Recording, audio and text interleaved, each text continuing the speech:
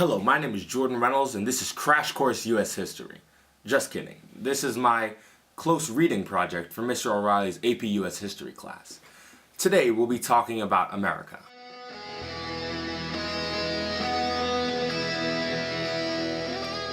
Well, not exactly America, but John Jay and New York.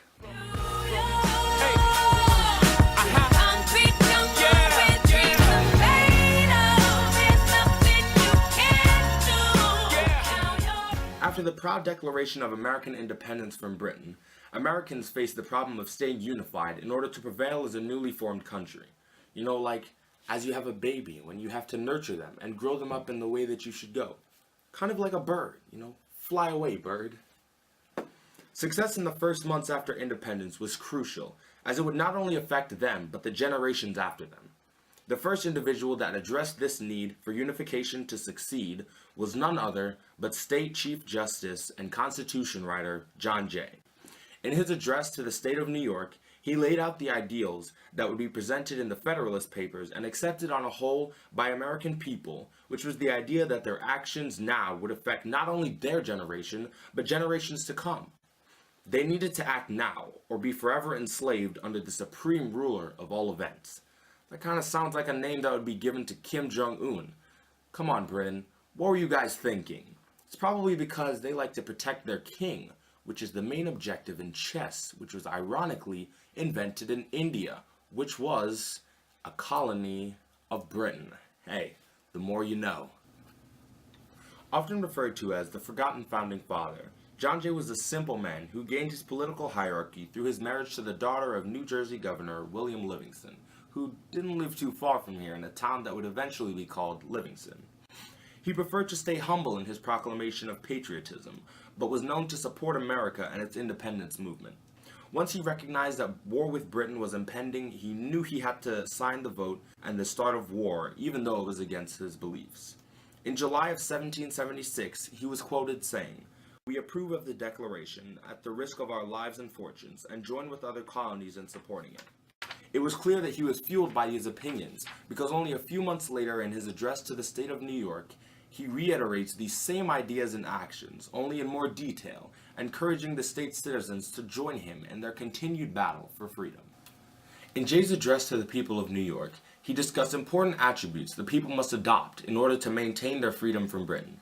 It was only months prior to this address that the colonies fully declared their freedom with the Declaration of Independence. Jay made it clear that generations before them had created the country to be fruitful and virtuous, of which the blessings of their forefathers should have reached them as well, but because as a country they strayed from their religion and didn't give credit to God, they were punished with oppression. He made many biblical references and likened the free American people to the Jews who were oppressed in Egypt mentioned in the book of Exodus. Now, for those of you who don't know the book of the Bible, Exodus is the chapter when Moses splits the Red Sea in half, kind of like an old-time Aquaman. I mean, him and God were like two peas in a pod, so God gave him powers to minister unto his people. Jay is quoted saying, "You were born equally free with the Jews and have as good right to an exemption with the arbitrary domination and tyranny of Great Britain as they had from the wicked invasions of Egypt." This displays Jay's consistent idea of the people of America having been free, just as the Jews in Egypt were. Although rather than punishment by years in the wilderness, the Americans were punished by British oppression. The people of Egypt were punished by strangers, but Americans were exploited by people whom they had long been brethren with, which they clearly declared in the Declaration of Rights and Grievances. They said, "Look, we are still British, we still pay British taxes, and we're loyal to the British king.